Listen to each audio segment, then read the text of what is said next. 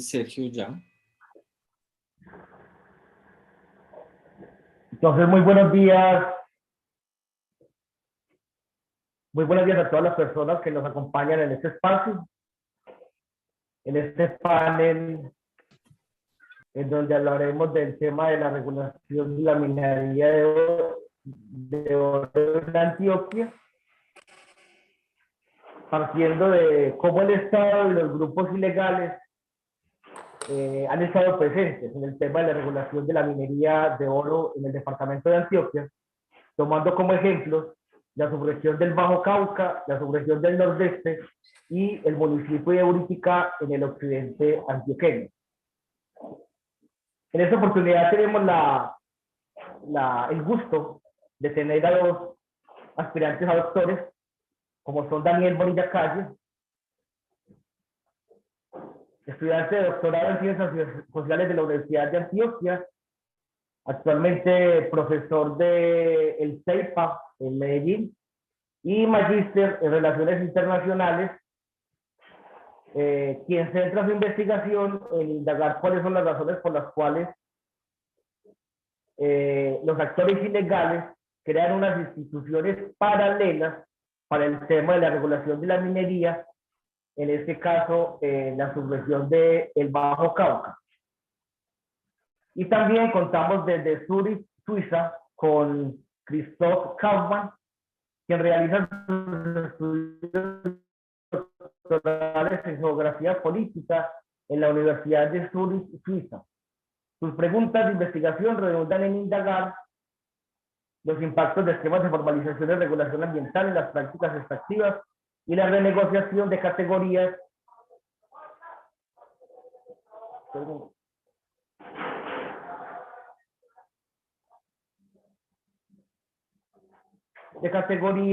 de reconocimiento de la pequeña minería en el municipio de Segovia, en el nordeste antioqueño. Inicialmente, para hacer una introducción sobre las investigaciones que están realizando Christoph y Daniel, me gustaría hacer un contexto sobre lo que ha sido la minería en la subregión del Bajo Cauca y la subregión del Nordeste, la cual ha estado ligada incluso desde la década del 90 con la institucionalización, llamémoslo así, de unos aparatos armados, en su momento conocidos como Autodefensas Campesinas de Córdoba y Urabá, y luego reconfiguradas en lo que se conoció en la Confederación de las Autodefensas Unidas de Colombia. Recordemos que la subregión del Bajo Cauca tuvo incidencia de tres bloques paramilitares de las AUC, como son el bloque Mineros, que tuvo su asentamiento en el municipio de Tarazá, Antioquia, como fue el bloque Central Bolívar, que tuvo su centro de operación en una zona rural del municipio de Cáceres, conocido como el corregimiento de Piamonte, y en el sur de Bolívar, en límites con el municipio de Nequí, estuvo el bloque Mojana. El bloque Central Bolívar y el bloque Mineros fueron fundamentales para que se localizara en la subregión del Bajo Cauca el tema de la minería ilegal. No porque ellos tuvieran una participación directa en la explotación, sino que ellos se convirtieron en un actor regulador para la explotación, donde fueron apareciendo, por ejemplo, las primeras dragas, los primeros dragones y algunas actividades que ancestralmente eran conocidas como barequenes. Los municipios de Segovia y Remedios en el nordeste antioqueño han sido tradicionalmente mineros, pero esa atracción por la explotación de este recurso natural como es el oro atrajo hacia estos dos municipios la aparición, o más bien la incidencia de estos grupos criminales que ya mencioné en el Bajo Cauca, y a partir de finales de la década del 2000, a partir de 2007-2008, cuando se da la desmovilización de las Autodefensas Unidas de Colombia, comienza en el nordeste la aparición de unos hombres que fueron herederos de las estructuras económicas paralelas que manejaban las AUC, en el caso del bloque central Bolívar, como fue el zar del oro, conocido en Segovia, y que corresponde al nombre de Jairo Hugo Escobar. Jairo Hugo Escobar fue una persona que está probado judicialmente que se adueñó de varios títulos mineros que en su momento pertenecieron al comandante paramilitar Carlos Mario Jiménez Naranjo, alias Macaco, quien tuvo incluso acciones en lo que hoy se conoce como la Continental Gold, y que en su momento se llamaba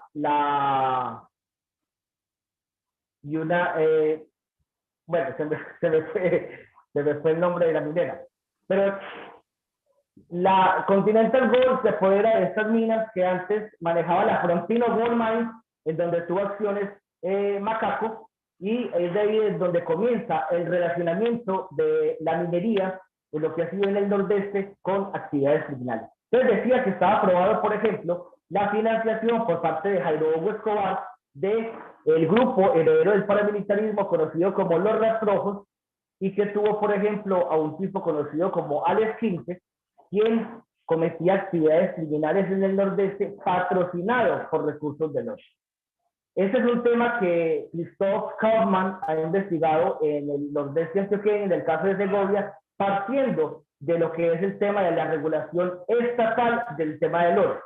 Y en contraposición, en el Bajo Cauca, Daniel Bonilla ha hecho una investigación muy profunda sobre cómo esas actividades de oro tienen incidencia de regulación, no por el Estado, sino una regulación por parte de los actores criminales, como es el caso de, en este momento, las estructuras herederas del paramilitarismo, como es el caso de las autodefensas radicalistas de Colombia, y un grupo que tiene su origen en el bloque central Bolívar, en desmovilizados del bloque central Bolívar, como es el grupo conocido como los Capaces. Entonces, a partir de ese contexto, comenzaremos a conversar con Christoph Kaufmann, con Daniel Bonilla Calle, a quien les doy la bienvenida.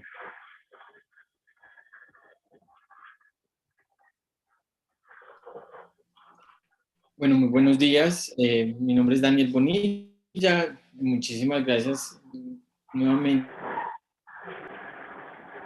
por estar acá.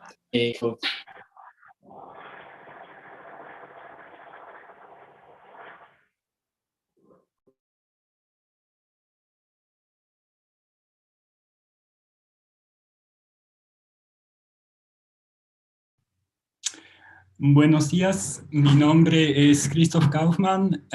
Como Sergio dijo antes, yo soy estudiante de doctorado en Geografía Política en la Universidad de Zúrich, en Suiza, y hoy les voy a hablar de la regulación estatal de la minería artesanal y a pequeña escala en el nordeste antioqueño.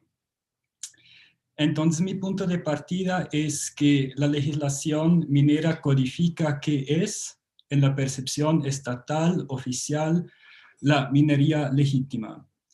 En este contexto se puede observar que hay ciertas tensiones entre diferentes visiones y que el asunto es entonces no tan claro como a veces lo pintan. Existen disposiciones legales que reconocen la importancia de la pequeña minería tradicional o de subsistencia para comunidades mineras, como por ejemplo del nordeste antioqueño. Esas provisiones toman en cuenta las particularidades de este tipo de minería y promueven su trato diferencial en políticas públicas. También existen disposiciones legales que se hicieron, entre otras cosas, para atraer inversiones que son muchas veces de empresas extranjeras, y estas inversiones son necesarias para establecer proyectos mineros industriales, muchas veces a gran escala. Estos proyectos a gran escala muchas veces son excluyentes en el sentido de que las empresas requieren establecer un control exclusivo sobre el acceso al subsuelo que pueden perjudicar o por lo menos cambiar las posibilidades económicas de las comunidades locales donde se establecen estos proyectos. Entonces, La problemática de la regulación minera en Colombia no es la ausencia de marcos normativos estatales, pero más bien su pluralidad. La pregunta es sobre cómo se debería establecer la jerarquía entre estas diferentes provisiones. El análisis de la legislación minera nos da pistas sobre las condiciones que establece el Estado para que los pequeños mineros sean incluidos al sistema formal y también de los límites de esta misma codificación. Bueno, lo que las disposiciones legales tienen en común es una idea muy fuerte que uno de los desafíos más importantes en el sector minero es la informalidad de gran parte de las actividades extractivas. En el año 2016, por ejemplo, Minminas estimó que aproximadamente el 90% de la extracción de oro se dio en minas que no contaron con las licencias necesarias. La informalidad se asocia con diversas repercusiones negativas, como lo ilustran esas dos imágenes de afiches de una campaña de la Secretaría de Minas de Antioquia del 2019. Por ejemplo, se considera que la informalidad conduce a impactos ambientales particularmente altos, sobre todo por el uso de mercurio, a malas condiciones de trabajo y también a una pérdida importante de ingresos para el Estado, porque no paga regalías. Quiero aclarar acá que no niego los impactos negativos de ciertas prácticas mineras informales, como se observa, por ejemplo, en el Bajo Cauca o en el río San Juan en el Chocó. Sin embargo, lo que se percibe en el debate público y también en la legislación minera es una simplificación de la codificación oficial de la minería informal. Es decir, que la minería informal cada vez se asocia más en su conjunto a repercusiones negativas para el medio ambiente, las personas y la institucionalidad estatal. Esto contrasta con la manera como los pequeños mineros y autoridades municipales en Segovia describieron esta actividad. La pregunta es entonces, si la extracción sin licencias estatales es una actividad criminal o si es más bien parte de la idiosincrasia de la minería tradicional. Un ingrediente adicional en el contexto colombiano gira alrededor de la interacción entre las cadenas productivas de oro y el conflicto armado. Según Frédéric Massé de la Universidad del Externado, en ningún otro país existe una relación tan estrecha y una combinación tan explosiva entre producción de oro, conflicto armado y narcotráfico. En una coyuntura de posacuerdos, la formalización se considera entonces también como un ingrediente importante para diferenciar entre actividades criminales de grupos armados y las actividades legítimas. Reduciendo esta pregunta al estatus legal de las actividades es, sin embargo, algo problemático, ya que los actores armados no están simplemente por fuera del sector formalizado. En lo que sigue voy a dar primero un pequeño análisis de la legislación minera con el propósito de reflexionar sobre los cambios de categorización de lo que el Estado considera minería legítima. En la segunda parte voy a hablar de las modalidades de formalización en Segovia y algunas de las reacciones por parte de los mineros y autoridades municipales. Finalmente, voy a concluir abriendo el debate sobre las posibles implicaciones de cambios en la categorización de legitimidad en un contexto de transición política. El primer código de minas, el del año 1988, diferenciaba entre licencias de minería a pequeña, mediana y gran escala. Para cada tipo, las condiciones para obtener una licencia eran diferentes, ya que también se tuvieron en cuenta, por ejemplo, el grado de mecanización y otros aspectos económicos y sociales. Este código entonces reconoció que las actividades mineras en Colombia son bastante diversas y que la legislación debe acudir a un trato diferencial para facilitar la implementación de los esquemas de formalización. Lo que sí ya se aprecia en esta ley es que todas las operaciones mineras debían obtener las licencias necesarias dentro de los 6 meses posteriores a la promulgación del código. En el caso contrario, las actividades se calificaron como ilícitas e irregulares, como estipula el artículo 287, y se debían cerrar estas minas. La excepción a esta regla es lo que el código denomina la minería de subsistencia. La minería de subsistencia consiste en la operación de lavar arenas superficiales de los lechos y playas del río para separar y recoger los metales preciosos que contienen. Estas actividades de subsistencia no requerían títulos ni licencias. En la década de los 90, a medida que los grupos armados interactuaban cada vez más con las redes de producción de oro, los discursos oficiales sobre minería informal cambiaron. Esto se ve, por ejemplo, en el Plan Nacional de Desarrollo Minero del 97. Este plan reemplazó las categorías que había establecido el Código de Minas del 88. En el plan ya no se diferenciaba entre la escala de extracción, pero se introdujeron 3 grupos de minería. Primero, la minería de subsistencia. Segundo, la minería organizada o legal. Y tercero, la minería descontrolada. La minería descontrolada se definió como las actividades mineras que pueden alcanzar magnitudes importantes y que tienen impactos ambientales particularmente altos. Además, especifica que la minería descontrolada, y aquí cito, se caracteriza por su marginalidad legal e impositiva. Esto quiere decir que esta minería descontrolada se caracterizó como actividades donde hay un involucramiento directo de grupos armados. Eso demuestra, según la publicación de Cristina Echevarría del 2014, que el Estado se preocupaba más y más por las interacciones entre grupos armados y las redes de producción aurífera. En el Plan de Desarrollo Minero, la minería descontrolada se distinguió de la minería de subsistencia.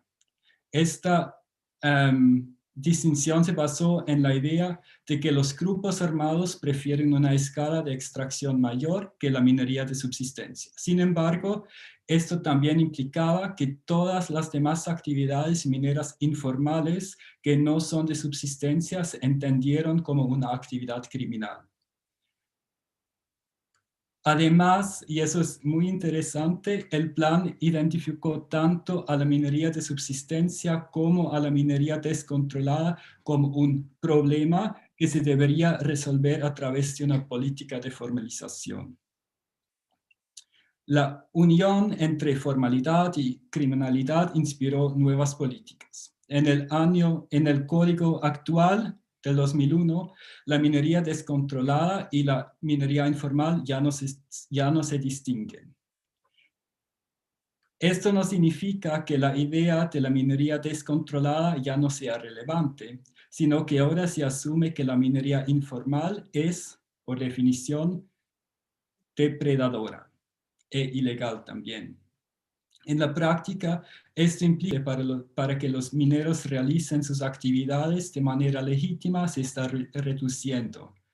Esto queda claro, por ejemplo, en el hecho de que el nuevo Código Minero mantiene y amplía la definición de minería de subsistencia, pero que ahora también requiere a los mineros de subsistencia registrar sus actividades en el municipio donde las hacen.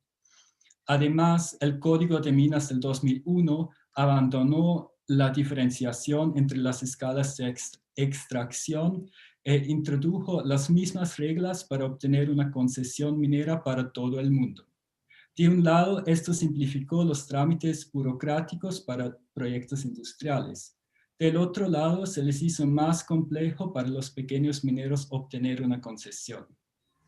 A lo largo de mi investigación en el nordeste antioqueño, los pequeños mineros se quejaban del difícil acceso a los formatos de formalización y me dijeron muchas veces que esos formatos no consideran la realidad en terreno.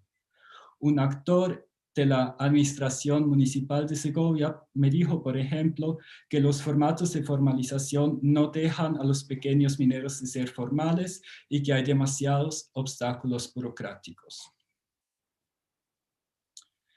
El caso de Segovia es diferente de otros contextos mineros en Segovia. Eso se debe por lo menos a dos cosas. Primero, tanto Segovia como Remedios, que queda al lado, son de vocación minera, y eso significa en este contexto particular que ha habido una coexistencia entre minería tradicional y minería industrial en un mismo espacio por mucho tiempo. En el año 1852 llegó una empresa europea para extraer el oro en la región. Esto atrajo también un número grande de migrantes de otras partes de Antioquia, por ejemplo, que rebuscaban su suerte. Esos migrantes y también los trabajadores de las minas industriales se instalaban cerquita de las vetas de oro. En ese entonces, Segovia era aún parte del municipio de Remedios y fue solamente unas décadas después que se erigió como municipio independiente. Entonces, como un habitante de Segovia me dijo, en Segovia fueron primero las minas, después el municipio. Esa larga coexistencia de diferentes tipos de extracción también implica que la minería tradicional en Segovia y Remedios es más institucionalizada, de más largo plazo y a veces también más estable en comparación con otros contextos mineros. La segunda diferencia de la minería en Segovia y Remedios es que allí existe un registro de propiedad privada. Esto significa que el titular de ese RPP es el dueño tanto del suelo como del subsuelo. En las concesiones que se otorgan hoy en día, el titular solamente obtiene el derecho de extraer el mineral por un tiempo determinado, mientras que el dueño del subsuelo sigue siendo el Estado. El régimen de propiedad privada también implica que las leyes que aplican para la formalización de mineros informales son diferentes. Ya que no es el Estado el dueño del subsuelo, es el titular quien define los términos de lo que un autor que se llama Rochlin llama formalización empresarial. Eso no quiere decir que necesariamente las autoridades no sean conscientes de la importancia de la minería tradicional para comunidades mineras. Una persona de la Secretaría de Gobierno me dijo, por ejemplo, que las posibilidades de intervención estatal son muy diferentes a Buriticá, porque la minería es tan importante para la comunidad en Segovia y Remedios. Entonces, como dije antes, el RPP implica que la figura de formalización es diferente en Segovia y Remedios en comparación con otros contextos. En Segovia, o sea, dentro del RPP, la figura de formalización que la empresa está promoviendo son contratos de operación, que es como una subcontratación de las operaciones de minas. Porque en un contrato de operación, los pequeños mineros administran las operaciones mineras diarias, mientras que el titular se encarga de las licencias, el procesamiento y la comercialización. Algunas personas presentan estas formas de formalización empresarial como la solución a todos los problemas relacionados con la minería de oro en Segovia y Remedios. Se presentan como una forma de mejorar las condiciones de trabajo en las minas porque se requiere el respeto por las normas laborales y de seguridad. También tiene como objetivo mejorar la sostenibilidad ambiental de la extracción de oro, partiendo del supuesto de que el procesamiento de oro ocurre en la planta de procesamiento de la empresa y por lo tanto se extrae sin mercurio.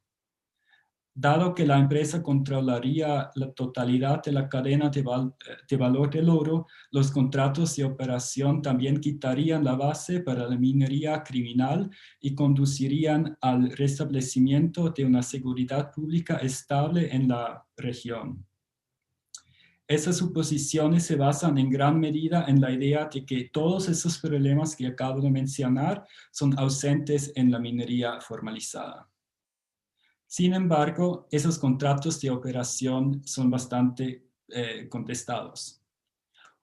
Una dificultad clave planteada por los mineros informales ha sido la dificultad de continuar ejerciendo su actividad en un contexto donde los marcos legales no regulan adecuadamente los esquemas de su contratación. Lo que quiero decir con eso es que en realidad el marco legal solamente dice que es la responsabilidad del titular minero de un RPP de establecer las condiciones de formalización.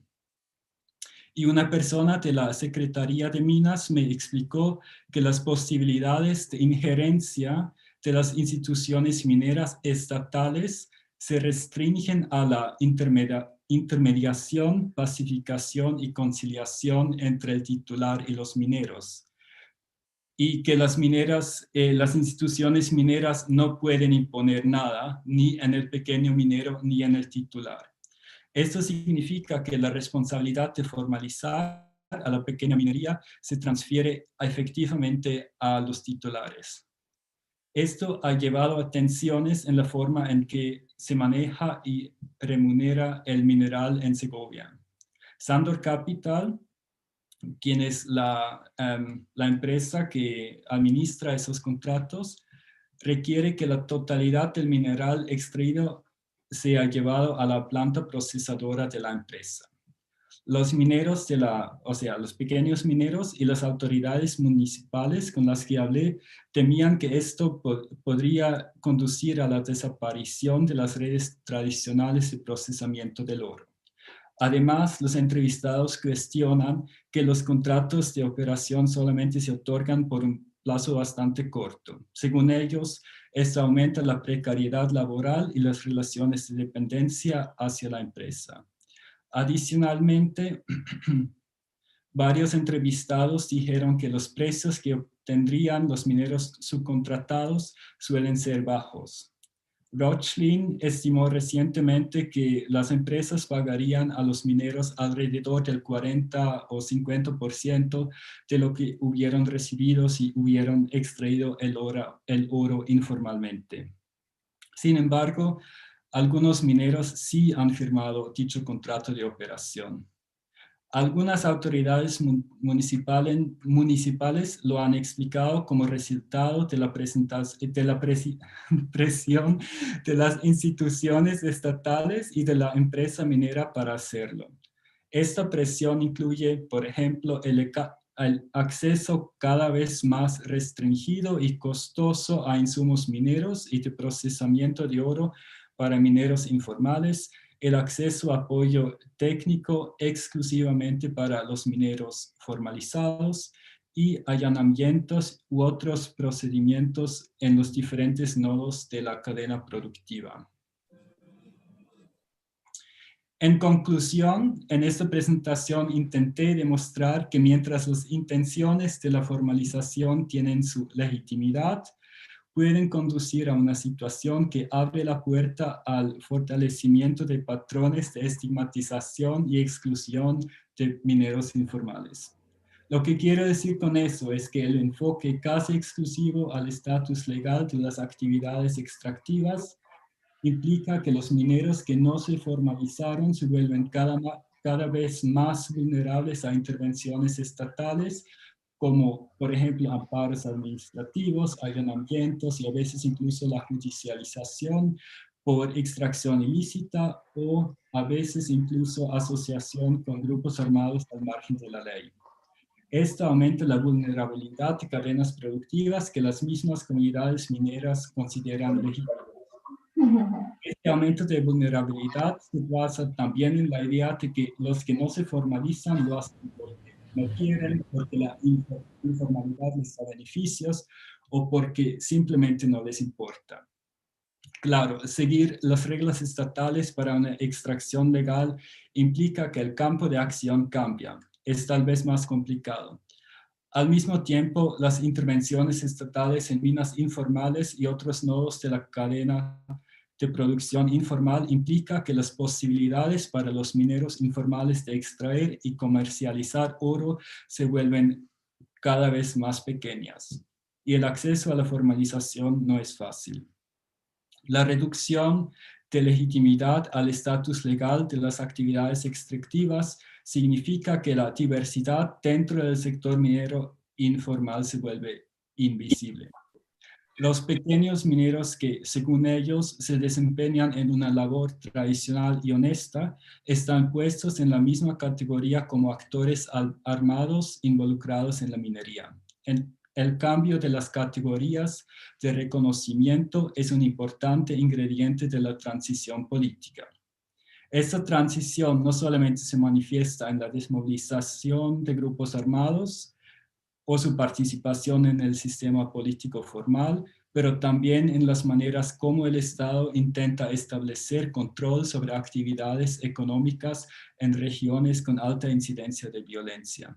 Sin embargo, lo que se nota en el caso de Segovia y que se podría extender a otros contextos conflictivos es que el establecimiento de control estatal no necesariamente conduce a condiciones de prosperidad y paz para todos. La pregunta, entonces, que sigue sin respuesta contundente es, ¿qué es la minería legítima? Muchas gracias por su atención.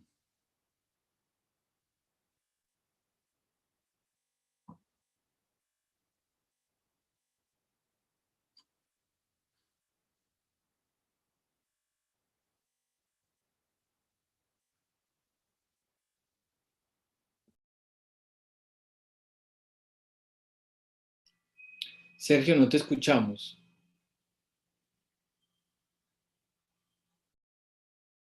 Muchas gracias, Cristóbal, por haber hecho esa presentación y habernos compartido las conclusiones de tu tesis desarrollada en el nordeste antioqueño.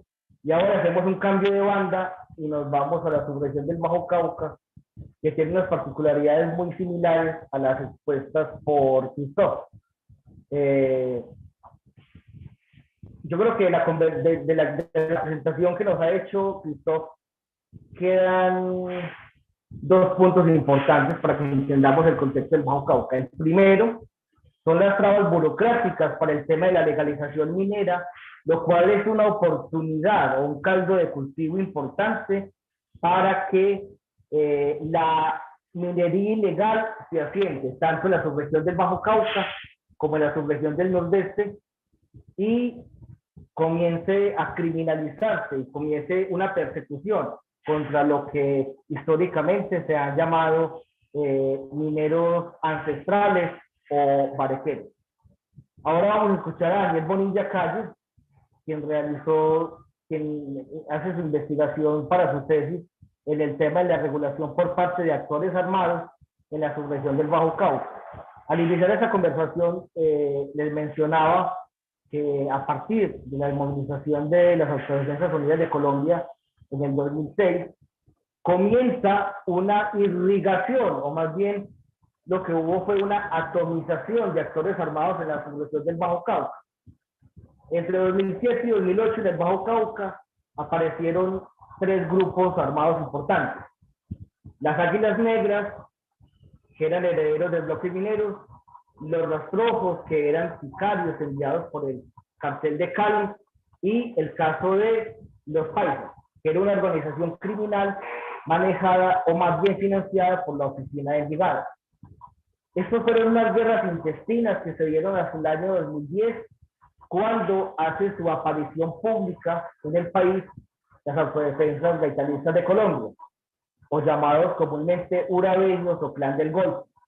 Ellos se ubican en la subregión del Bajo Cauca y cooptan a un grupo residual que en ese momento se conocían como los Paisas, y los integran como un frente dentro de su organización, que en su momento se llamó Frente Virgilio Peralta Arenas, que en el 2017 se escinde de las asociaciones gaitanistas de Colombia y comienzan a llamarse Bloque Virgilio Peralta Arenas, o para efectos de esa investigación como los capados. Entonces vamos a hablar en la investigación de Daniel en todo lo que tiene que ver con el tema de la regulación por parte de las asociaciones gaitanistas de Colombia y los caparros en la subregión del Bajo Cauca. Adelante, Daniel. Muchas gracias, Sergio, y muchas gracias, Christoph, porque escuchando a Christoph, entonces nosotros podemos dar cuenta de los espacios regulatorios en los que va dejando el Estado y en los cuales los actores armados se van acomodando. Y a veces no solamente los sectores armados, sino ciertos sectores de la sociedad o de la comunidad que se van acomodando en estos espacios que va dejando, repito, el Estado, para comenzar a regular. Entonces, la presencia de los actores armados para la regulación de la minería o para establecimiento de lo que algunos autores llaman un orden social y otros llaman una regulación criminal o una gobernanza criminal, entonces comienza de una manera evolutiva. Mi investigación se centra precisamente tiene como punto de partida la desmovilización con las FARC, puesto que eso marca un cambio de paradigmas y un cambio de comportamientos en los actores armados, unas acomodaciones que tienen hoy algunos resultados y que los podemos comenzar a analizar. La regulación criminal, entonces, hago una salvedad, yo hago una comparación también con Buriticá, precisamente preguntándome por qué ciertos comportamientos que se dan en la regulación o en la minería en el Bajo Cauca o en los municipios del Bajo Cauca, por qué no se presentan en Buriticá, y a partir de ahí se desarrollan algunas conclusiones. A pesar de que Buriticá, igual que el nordeste antioqueño, tiene una minería de socavón o de beta, y que eso puede combinar o cambiar mucho el comportamiento de los actores, ya que la minería del Bajo Cauca es conocida generalmente, es la de aluvión, a veces se presentan otro tipo de extracciones, pero generalmente es de aluvión. Entonces esto puede traer unos cambios y en la identificación de actores se ve. Entonces se hace una comparación de los dos. La regulación criminal, lo que también se conoce como parte de la gobernanza criminal, da un comportamiento, un relacionamiento distinto entre los actores. Aquí voy a traer un ejemplo, y es algo que me decía un habitante del corregimiento de Cuturú, que es uno de los enclaves paramilitares, o que ha sido uno de los enclaves paramilitares de la región. Me decía, por ejemplo, lo bueno de que esta gente esté por acá es que uno sabe a qué atenerse, y si tiene un problema, ellos lo resuelven rapidito. Eso sí, hay que andar con cuidado, no perdonan media, pero todo es más claro. No es como la policía, que no sirve para nada, y antes cuando están es para peor, y los del ejército son como los mariachis, vienen, prenden la fiesta y se van, no sirven para mucho.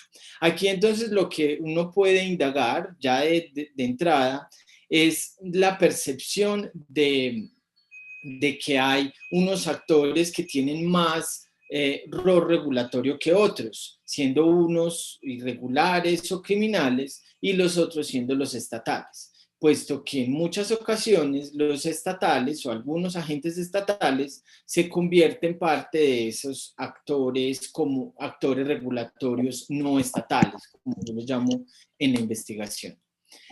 El objetivo de aparte de la investigación, que se divide básicamente en tres, yo solamente voy a hablar de la parte de regulación criminal, es determinar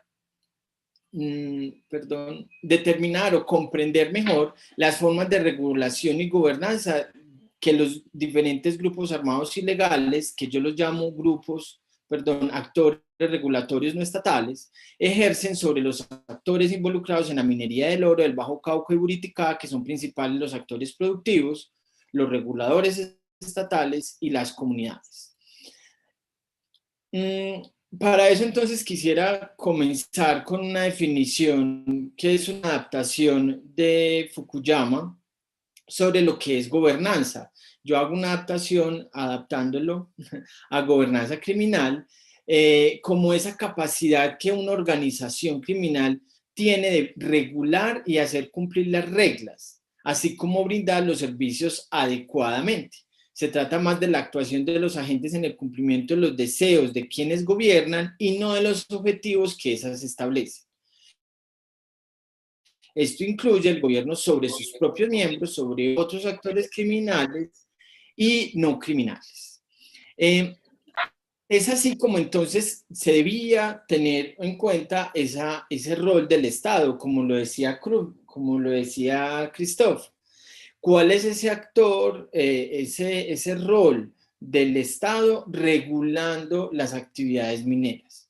Como esos roles del Estado no son globales, no son absolutos, estos actores criminales se acomodan y empiezan a ganar terreno por múltiples características que tiene la región, ¿sí? Conocemos muy bien las características del Bajo Cauca, que nos podemos remontar hasta la década de los 30, de los 40, los 50, cuando es una región que es dentro de la periferia de las esferas de poder, lo que nosotros conocemos de los centros de poder. ¿Sí? Es una región que ha estado olvidada, pero que aparece como una región que se conoce como de retaguardia, o es una región bastante estratégica para no solo el paso de los bienes legales o de los productos legales o una conexión entre el interior y el Mar Caribe, sino también de los ilegales, que es ahí donde se centran y es un poco donde comienza a ganar mucho protagonismo dentro del escenario nacional. Entonces, en esos procesos regulatorios,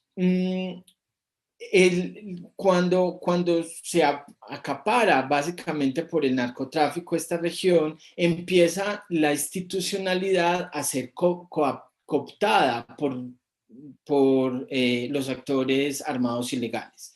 Pero aquí empezamos a encontrar algunas diferencias entre Buriticá y el Bajo Cauca porque no ha sido el mismo comportamiento y es por muchas razones que a veces pueden resultar obvias. En una de tantas pesquisas que yo he realizado, inclusive Sergio me ayudó mucho en esta, descubrimos que aproximadamente el 80% de los mandatarios locales que fueron elegidos entre los últimos 3 periodos, 2011 hasta el último del 2020, tienen una relación directa con la minería y por ende han tenido alguna relación con los grupos armados de sus diversas localidades. Esto tiene que ver también parte por la regulación de las actividades políticas que ejercen dichos actores y que han tenido múltiples cambios, desde comportamientos o relacionamientos que tienen los grupos guerrilleros también con los grupos de defensa y paramilitarismo. Entonces, eso ha sido diferencial y muy marcado en el Bajo Cauca y no ha sucedido lo mismo en Buriticá. En Buriticá, de los 3 que se analizaron, inclusive si nos íbamos hasta el antecesor del 2011, solamente encontramos el caso que fue muy sonado, donde el alcalde estuvo involucrado con una estructura criminal que facilitaba la extracción o que vendía prácticamente permisos de extracción ilegal. ¿Sí? Este alcalde está preso, pero no sucedió lo mismo con los alcaldes del 2011 ni con el alcalde actual, que no tienen una relación tan directa. Y es porque en parte es la actividad minera, Buriticá, llega esencialmente con con el proyecto que se encuentra, que es uno y es el más grande, con este se dinamiza de cierta manera entonces el sector en la región. Entonces la regulación viene siendo un conflicto que se presenta entre los actores estatales y los actores no estatales, y es un conflicto porque en realidad lo que se brinda por la regulación es la contraprestación de la protección. Es decir, yo regulo ciertas actividades y esas actividades necesita alguien que es regulado, y ese regulado se acoge a esa regulación, y el servicio que recibe en contraprestación es la protección. La protección que puede dar el Estado y la protección que puede dar un grupo criminal. Obviamente son diferentes, pero entran dentro de la misma categoría. Es como si las personas necesitaran pagar sus impuestos al Estado, esto traducido en los diferentes nombres que reciben como todo el esquema impositivo que se tiene, o el esquema impositivo que tiene un actor irregular. El actor irregular tiene un actor impositivo que se conoce como vacunas, o ahora vemos cómo recibe ciertos nombres, o cuáles son esas estructuras impositivas que se tienen. Y también la mayor promesa es la protección. Yo protejo, como actor criminal, yo protejo y velo porque el minero pueda seguir en sus actividades, y a veces lo defiende el Estado, pero también el Estado entra también como protector. Entonces, en los actores que se identificaron en los dos escenarios fueron básicamente los actores productivos, como les decía, los actores reguladores estatales, los no estatales y las comunidades locales.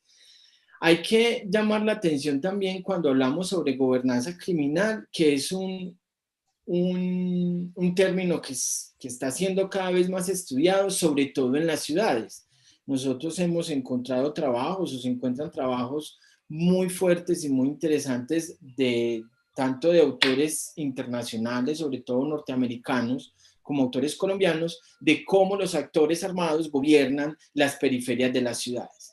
Pero cuando entramos a estos estudios regulatorios en la periferia, no se han analizado con esta lógica, sobre todo por la preponderancia de los actores guerrilleros o de los actores de las guerrillas, y tienen unas diferencias porque este tipo de regulación o gobernanza rebelde, como algunos autores, entre ellas la más reconocida Ana Arjona.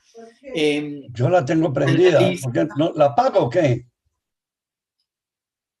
Analiza este tipo de gobernanza, pero hay una diferencia, y es que en la gobernanza criminal, lo que se conoce como gobernanza criminal, no hay un deseo de suplantar por su totalidad el Estado, ¿sí?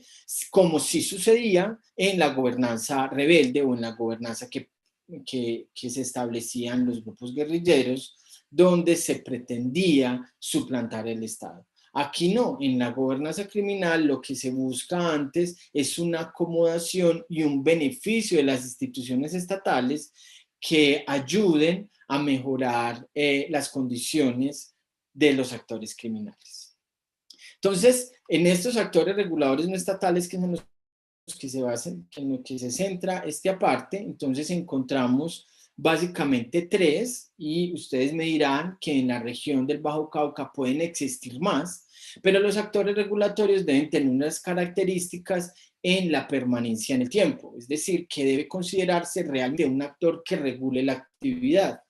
Un actor que hace una extorsión o que pide una vacuna no es necesariamente un actor regulador estatal, ¿sí? Porque debe tener una permanencia en el tiempo. Entonces encontramos, como les decía, a partir del 2016 o como ese punto de partida, básicamente tres, como son las Autodefensas Gaitanistas de Colombia, las AGC, los caparros o los caparrapos, y el ELN, que hace una presencia parcial en ciertos espacios, territorios tan de del Bajo Cauca y muy parcialmente en el ELN, sobre todo, perdón, el ELN en Buriticá, muy parcialmente allá, porque hay unas marcadas fronteras entre los dos y es muy residual, es parcialmente.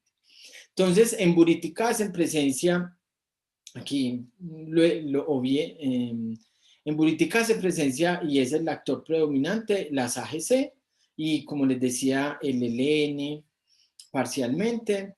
En el Bajo Cauca hacen presencia los 3 actores y otros que se pueden, que tienen otras dinámicas, sobre todo porque franquician nombres con las autodefensas gaitanistas, o hacen entre comillas, los mandados o acciones que las AGC no tienen la capacidad para hacerlo, entonces subcontratan otras células, pero no son básicamente.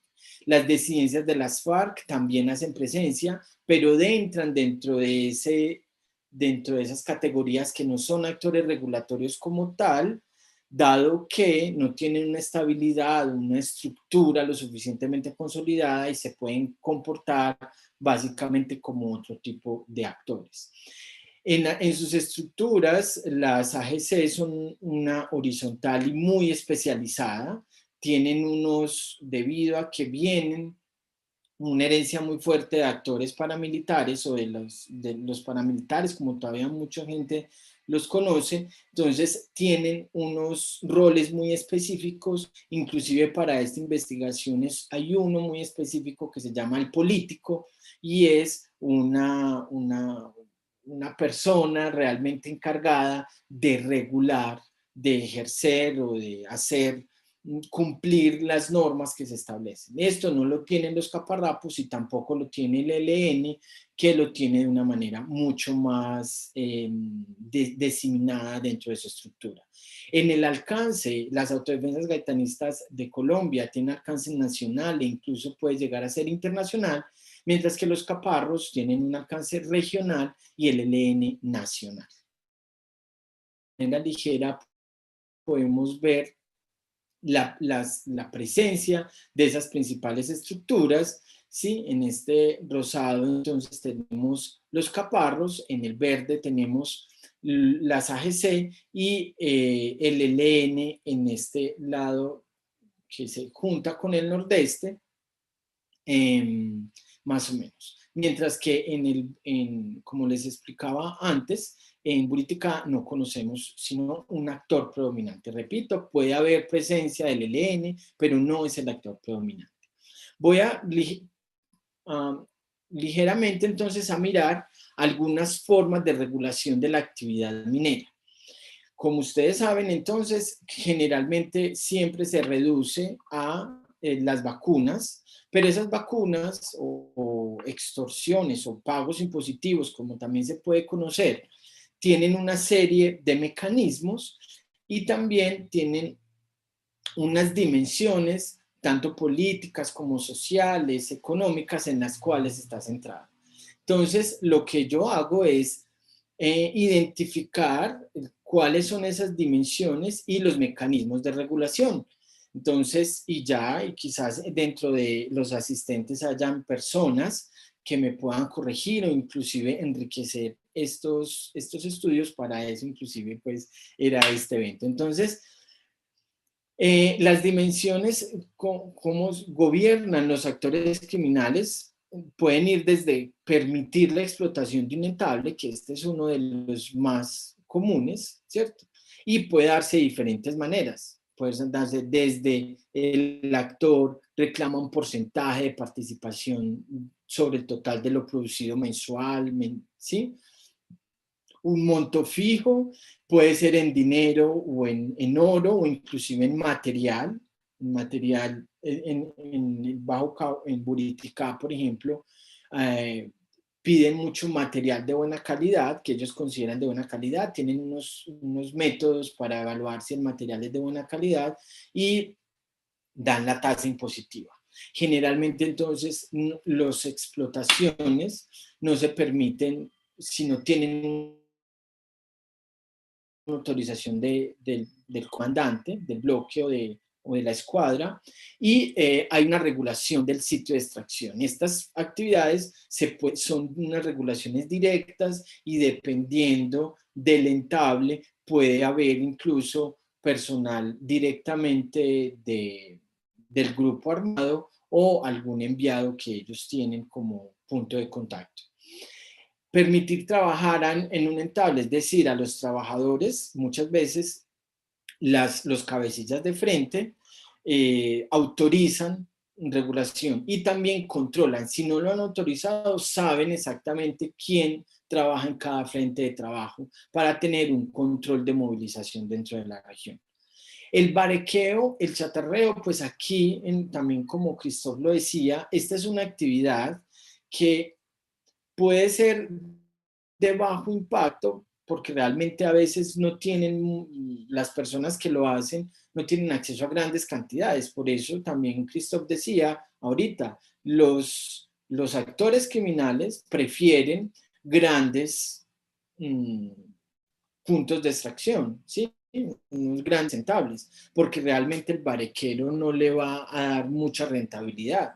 Entonces, aquí hay una regulación parcial, pero lo que sí se hace y se ha descubierto cada vez más, una práctica cada vez más, es que se compran los cupos. En regulaciones que salieron en la última década, los barequeros tienen un monto por dar, creo, si no me equivoco, son 12 gramos mensuales. Entonces esos 12 gramos ese cupo es comprado por la estructura o por otra persona y se vende el oro, se legaliza el oro en nombre del barequero o de quien se matricula como barequero en las alcaldías municipales.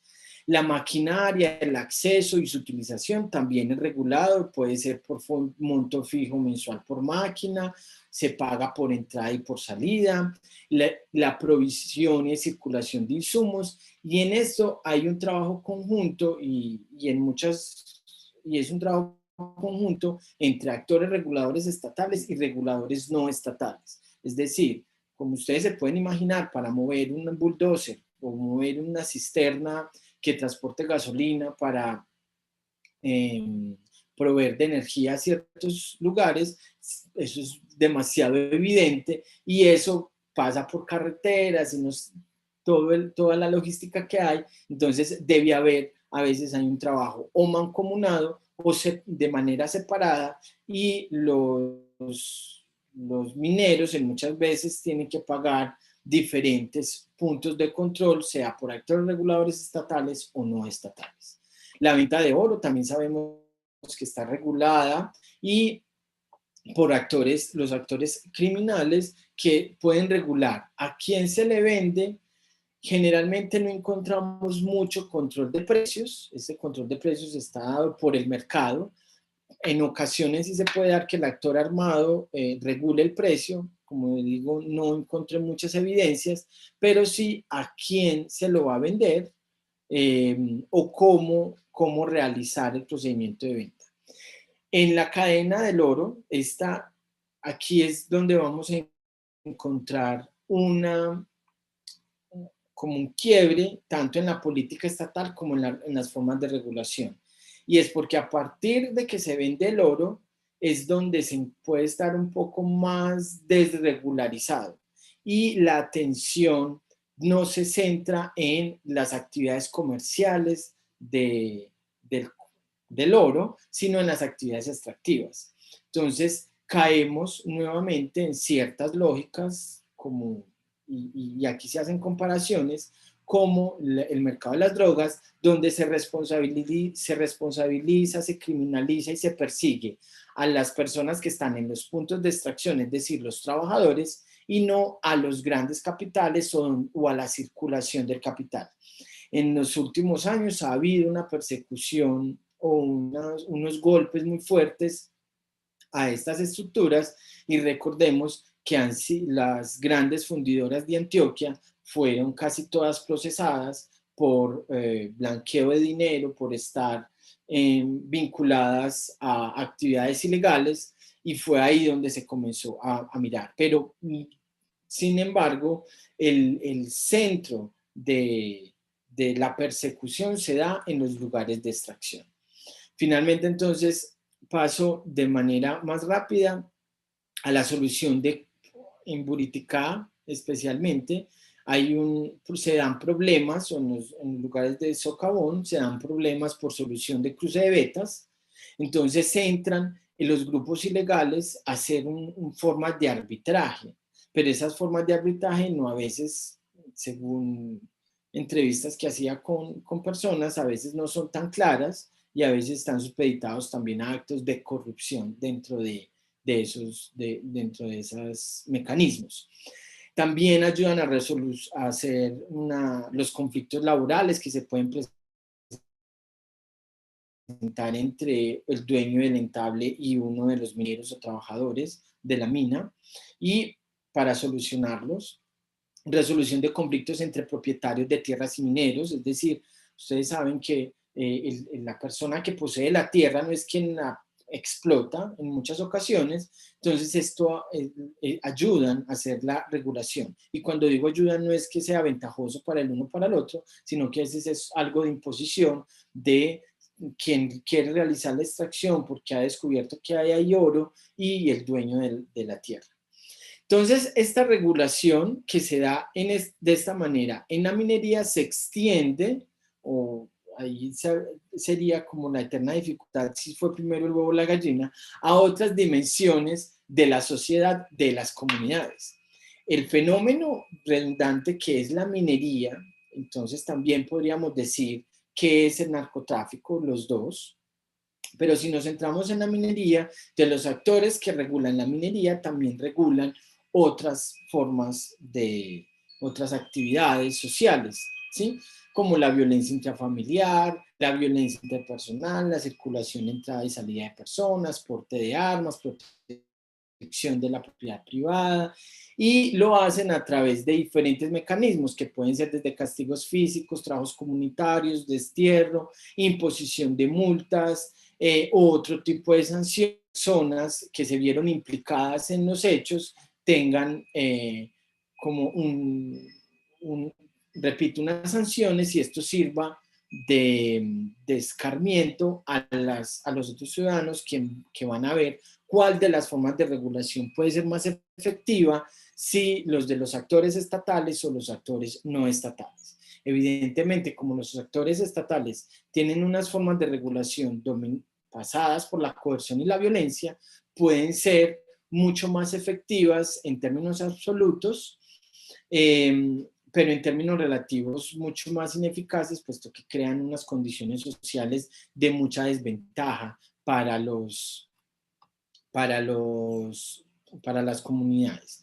También entonces se dan otras formas de regulación del mercado, de otro tipo de mercado, y aquí hay unas diferencias importantes entre la regulación que se da en las ciudades por actores criminales y las regulaciones que se dan en la periferia, sobre todo por la presencia de los grandes capitales, es decir, en las periferias de las ciudades de Medellín, de Bogotá, no hay las fuentes de ingreso de dinero son muy diseminadas, no son tan concentradas como si lo son en la periferia, en este caso en el Bajo Cauca sobre todo, donde se dan fuentes de rentas del narcotráfico y de la minería.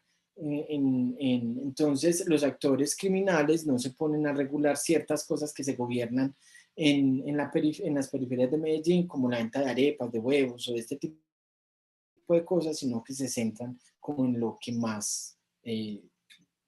más rentabilidad les da.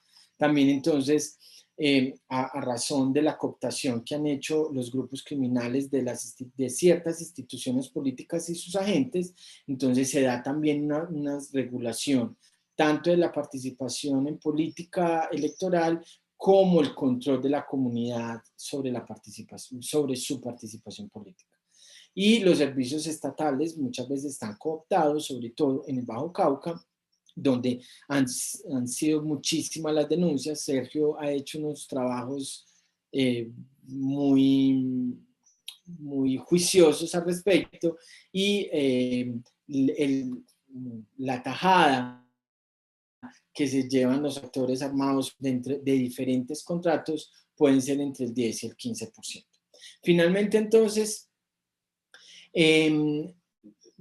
A manera de conclusión, es por qué existen o persisten estas formas de regulación si son tan desventajosas para las comunidades, y pueden ser muchas las respuestas. Entre algunas de ellas, yo pongo en el plano estas, porque son mecanismos que les permiten entrar y permanecer en el negocio. Como lo decía Kaufman, Christoph, cada vez es más difícil para un minero adecuarse a las regulaciones estatales, mientras que una regulación impuesta por un actor irregular, entonces le va a permitir el acceso muy ligero a los puntos de extracción. El abanico de opciones es muy limitado y es ventajoso para las comunidades. Es decir, si yo hago la comparación de la gobernanza criminal que se da en las periferias de las ciudades y en las periferias de los centros de poder, como en el caso de Buritica y Bajo Cauca, las comunidades tienen unas opciones muy limitadas. Ellos no tienen la capacidad de cambiar de actividad muy fácilmente, no tienen capacidad de trasladarse fácilmente, y resulta generalmente desventajoso para ellos. Desventajoso para ellos. Entonces, en ese sentido, la coerción gana la batalla. Es decir, los grupos criminales que trabajan a través de la coerción, de la imposición del temor y de las armas, pues fácilmente van a tener el control sobre las comunidades. El orden social resulta muy beneficioso para los agentes estatales. No estoy diciendo para la institucionalidad, sino para los agentes, para muchos agentes estatales, que han tenido unas formas de movilidad desde la ilegalidad, de movilidad social, ¿sí? Por eso, entonces, la participación en los contratos estatales, cuando los actores armados pueden determinar quiénes son los que compiten por las licitaciones o a quiénes se les asignan. Es decir, todo esto en muchas ocasiones son los agentes estatales quienes también se ven beneficiados. La institucionalidad tiene una lógica centralista. Toda la institucionalidad tiene una lógica centralista, con una visión de costo-beneficio.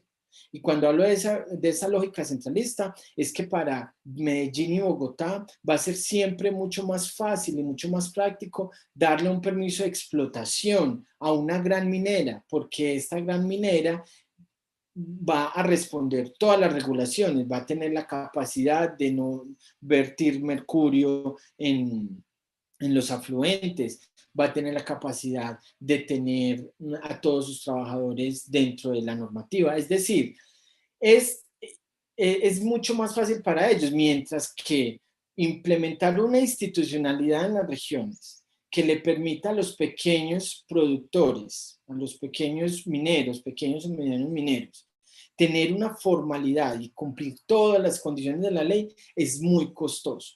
Entonces es mucho más beneficioso para la institucionalidad dar permisos a grandes mineras que tener una institucionalidad para los pequeños. Y de esa manera, entonces, desconoce las necesidades, los contextos y las realidades. Básicamente, este es como mi aporte a esta discusión. Sergio. Muchísimas gracias, Daniel, por tu planteamiento. Antes de abrir el panel de preguntas, quienes participan en este panel, los que nos ven, hacer 3 comentarios generales. En mayo del 2016, el Estado colombiano, o más bien por el pedido del entonces gobernador de Antioquia, Luis Pérez Gutiérrez, realizó en Boyacá lo que se conoció como la Operación Creta. La Operación Creta lo que buscaba en ese momento era de que el Estado hiciera una presencia institucional en Boyacá para recuperar el tema de la minería. Y los hallazgos que desencadenó la Operación Creta fue un asunto de grandes problemas sociales. Había una sobrepoblación en el municipio de Buritica de personas foráneas. Se encontraron, por ejemplo, muchas actividades criminales relacionadas, por ejemplo, con el tema de prostitución, microtráfico, y eso también, en cierta forma, aunque el Estado durante un tiempo mantuvo el control y, llamémoslo, expulsó a aquellos actores que se estaban aprovechando del tema de la minería ilegal en Buritica, también lo que hizo fue una atomización que en este momento pues, se puede ver en donde, aunque hay algunos actores, más bien empresas privadas que son las que están haciendo la explotación, sobrevive el tema de la minería ilegal. En el caso de la subregión del Bajo Cauca, durante los últimos 5 años se ha puesto en operación lo que es la operación Troya y la operación Aquiles, con un gran número de uniformados del ejército y con la presencia de un sinnúmero de personas que hacen parte de las agencias de inteligencia del Estado, para contrarrestar todo lo que tiene que ver con la criminalidad. Hay 3 anclajes importantes para entender por qué se da este tema del marco regulatorio en la subregión del Bajo Cauca, en el tema de las actividades ilegales, sobre todo en lo que ha investigado Daniel, que es el tema de la minería de oro. Primero, que el Bajo Cauca se ha convertido en las últimas 5 décadas en una despensa de narcotráfico. Antes de la aparición de lo que se conocieron como ejércitos privados, luego Autodefensas Unidas de Colombia, UCE, ahora lo que ya expliqué, el tema de la atomización en otros grupos, fue una despensa de grandes toneladas de narcotráfico en donde estaban asentados grandes narcotraficantes.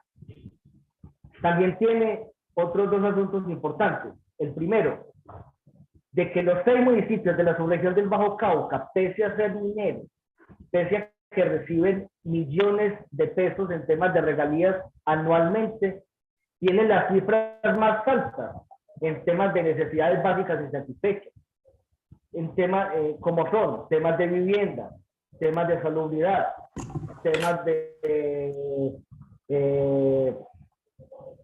salubridad pública. Por ejemplo, ninguno de los 6 municipios del Bajo Cauca tiene acueducto. El municipio más joven del Bajo Cauca es el municipio del Bagre, que antes era corregimiento del municipio de Zaragoza. Anualmente, el municipio del Bagre recibe aproximadamente 10.000 millones de pesos en temas de regalías provenientes de transferencias que hace la empresa minera. Una empresa que comenzó a explotar a título de perpetuidad el tema de la minería en las riberas del río Nechí. Y curiosamente, la área de acceso al municipio del Bagre todavía es empedrada. El año pasado, a través de un mecanismo que innovó el tema del acuerdo de paz entre la FARC y el gobierno, se comenzó a hablar del tema de obras por impuestos.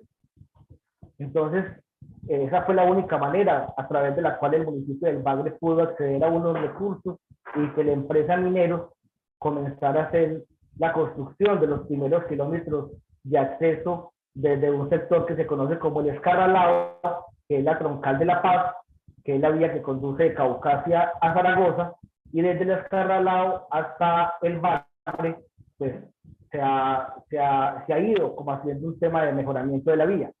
No obstante, en otros municipios se presenta un tema de difícil acceso, como es el acceso de la vía carreteable Caucasia-Nechí. Y también hay un asunto, hablando de ese tema de necesidades básicas insatisfechas, y es que hay un anclaje supremamente importante para entender este tema de la incidencia de la criminalidad en las instituciones públicas, y es un tema de corrupción. Yo he hecho muchas investigaciones en temas de corrupción en el Bajo Cauca, tratando de entender cómo los actores políticos han buscado a los actores criminales para 2 tareas. Una, buscar protección, y segundo, para financiarse políticamente. Está probado judicialmente de que muchos alcaldes, por ejemplo, han tenido relacionamiento con actores criminales, como fue en su momento los paramilitares. Y algunos otros han tenido relacionamiento, sobre todo porque estos actores criminales, al ejercer la justicia paralela, es decir, existe una especie de paraestatalidad en estos municipios, se convierten en unos actores en donde ellos hacen una regulación en temas sociales, como ya lo explicó Daniel, donde ellos se convierten, por ejemplo, en suplantadores de los comisarios de familia para temas de violencia intrafamiliar, y ellos se convierten en unos reguladores de temas sociales al imponer, por ejemplo, multas a quien agreda a un vecino, a quien genere problemas de violencia intrafamiliar. Incluso ellos se convierten en unos conciliadores. Entonces el Estado legal se encuentra al margen de este tipo de situaciones, y aunque no las desconoce, tampoco hace absolutamente nada para hacer presencia y mostrar que es el Estado colombiano quien debe regular ese tipo de acción. Entonces, a partir de esto, de las dos exposiciones de Christophe y de Daniel, abrimos el panel de preguntas o algún comentario que ustedes quieran hacer.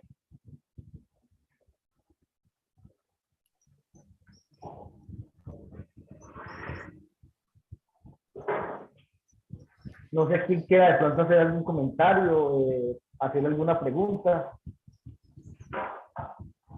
Carlos Ignacio Vélez González.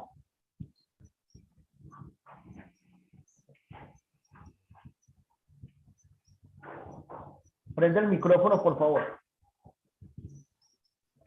Dios, que me lo han apagado varias veces. Bueno, ¿me escuchan? Señor. Y don Carlos. Bueno, mi pregunta es la siguiente. El trabajo está bien, me parece a mí muy bien dirigido, muy bien hecho, y presenta una realidad de la problemática minera en el Bajo Cauca, tal como la veo yo con 40 años de trajinar en esta situación. Pero no hay como, Daniel, me perdonas, como un planteamiento para qué hacer de aquí en adelante. ¿Cómo podemos actuar para recibir la atención del Estado?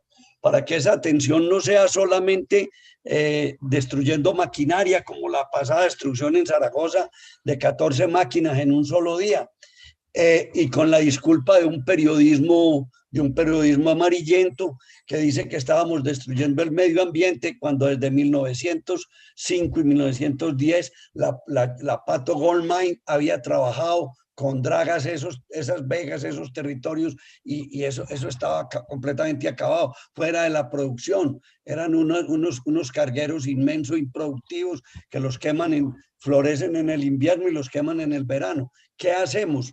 No hay forma de llevar este trabajo más adelante como hacia unas sugerencias de acción para el Estado o para nosotros. Christophe. Gracias, don Carlos. Muchísimas gracias. ¿Aló? Sí, entonces yo conozco muy poco del caso del Bajo Cauca, entonces para mí es como difícil intentar dar soluciones, pero desde el punto de vista de las instituciones estatales que entrevisté, la respuesta de ellas sería, y eso no es muy sorprendente, sería la formalización, porque según ellas, una vez que la actividad sea formalizada, entonces ya no hay esos atropellos hacia los pequeños mineros. Y lo que también existe es, sí, por si ya hay un título minero en este territorio en particular, también existen como formas de asociación, de subcontratación y esas cosas con el titular minero. Y la cosa que yo presenté antes, esos contratos de operación, es solamente una manera como se puede hacer ese relacionamiento. También hay otras maneras que a veces se entienden como un poco más equitativas. Entonces, eso sería como lo que probablemente dirían las instituciones estatales.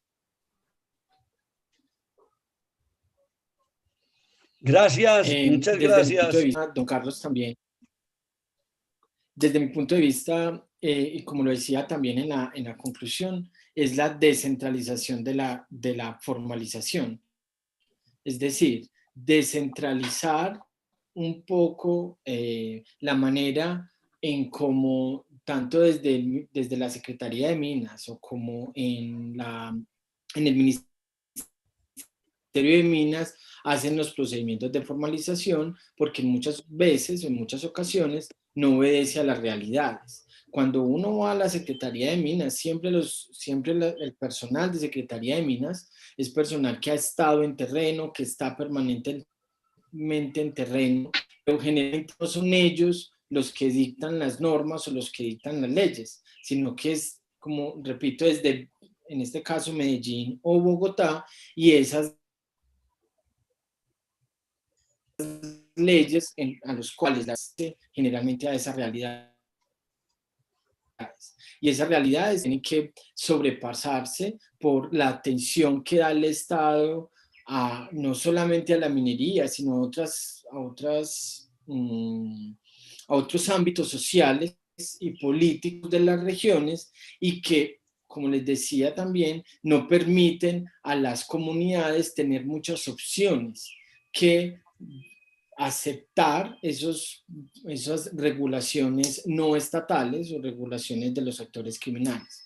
Entonces habría que mirar cómo la institucionalidad realmente puede responder a las necesidades de las comunidades y no estar preocupado por la atención de los inversores extranjeros. Es decir, cuando yo decía que hay una tensión o que es muchísimo más fácil darle un permiso a una empresa como Mineros o a una empresa como la Continental Gold que a una empresa que no hacía en mineros, pues realmente eso es una cuestión de enfoque. Es una cuestión de enfoque. ¿Qué prefiere el gobierno?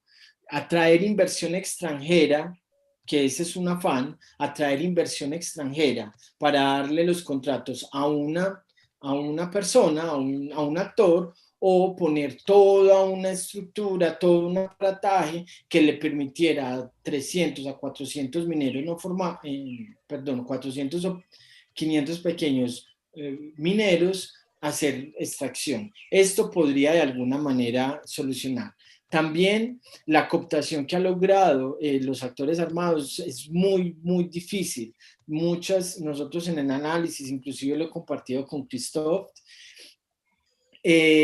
los actores armados inclusive prefieren, y es mucho más cómodo para ellos tener actividades reguladas por el Estado que actividades ilegales, porque ellos para ellos va a ser más económico en términos transaccionales también imponer y regular esas actividades que pueden ser. Entonces, es una disyuntiva entre qué es mejor, pero sí se debe cambiar desde mi punto de vista el enfoque centralista y afanado de los estados por atraer inversión extranjera o grandes capitales y voltearse a una nueva lógica en la minería. Hay una persona que quiere hacer una pregunta. Quiero hacer una acotación para responderle al señor. Yo pienso que es importante que las asociaciones mineras legalmente constituidas y también las administraciones municipales o en cierta forma las agremiaciones de pequeños mineros en las diferentes regiones del país iniciaron una cruzada para el tema del control de legalidad del decreto 2235 del 2012, que es el que regula todo el tema de la destrucción de la maquinaria amarilla que está inmersa en el tema de la minería. No es posible que se hagan operativos, se haga destrucción, por ejemplo, de la maquinaria sin que se haga un asunto de revisión de si en realidad esa maquinaria se encuentra dentro de un entable que tiene permiso de operación, o si por el contrario hace parte de alguna estructura armada. Yo pienso que ellos no pueden llegar a actuar con la maquinaria y luego mirar si está dentro de la ley o no está dentro de la ley. Es necesario que ese decreto sea revisado, por ejemplo, por el Consejo de Estado, que se pronuncie sobre la legalidad de este acuerdo, porque en cierta forma, las capturas que se dan contra personas que utilizan, por ejemplo, motobombas, que son presentados como grandes operativos por parte del ejército, de la policía en el Bajo Cauca o en diferentes regiones, ahí también lo que están es vulnerando un asunto de acceso a una economía informal, porque en cierta forma muchas de esas personas hacen parte de este tipo de actividades precisamente como una actividad de sustento, como ha sido el tema del barequeo.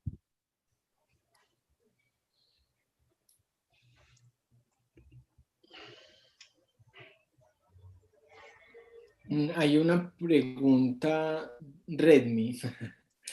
¿Alguien alzó la mano? Buenos días. Buenos días. Hola. Daniel, hablas con Augusto Vázquez. ¿Cómo te va? Bien. Justamente quería hacerte una pregunta por algo que acabas de decir. Vos dices que para los actores, digamos, al margen del Estado, también es más conveniente la actividad regularizada. Llamó poderosamente eso la atención porque precisamente es, o al menos es lo que uno asume, que es la ausencia de Estado y la incapacidad del Estado la que permite que estos actores, digamos, tomen protagonismo y puedan lucrarse mucho más eficientemente o en mayor medida de la actividad minera. Y, o sea, digamos que el Estado, en términos de, o sea, debe haber, ha hecho una descarga, y es que llevó o sea, puso en terceros la capacidad de regular, de tributar y de disponer del recurso del subsuelo, y eso finalmente es lo que ha permitido que esto se haya vuelto este embrollo que se volvió. Entonces, cuando se habla de descentralizar, pues no entiendo qué sería descentralizar, porque finalmente lo que ha habido con la minería es precisamente una descentralización, donde el Estado ahorita está tratando de recuperar lo que se dio en una época en que ya eso se volvió una bomba social y que parece incontrolable. Entonces, primero me gustaría que me aclararas eso de por qué los grupos les favorece eso, porque no parece tener ninguna lógica para mí. Sí, Augusto, muchísimas gracias. Y tú utilizas un término muy, muy importante, que es el término de descarga. Entonces empiezo por la primera parte, y es ¿Aló? ¿por qué le permitiría, por qué le permitiría, por qué le facilitaría a los grupos ilegales que fuera mejor una minería formal? ¿Por qué? Porque es más económico para ellos. Es decir, cuando yo hablo de economía, hablo de economía transaccional. Cuando la transacción entre el Estado y el minero está más regularizada en términos de cumplimiento de términos de la ley, el Estado no va a perseguir tanto al minero. ¿Sí? Él no lo va a perseguir, él no va a tener este montón de aparataje militar que se tiene para... de un minutico, qué pena. Me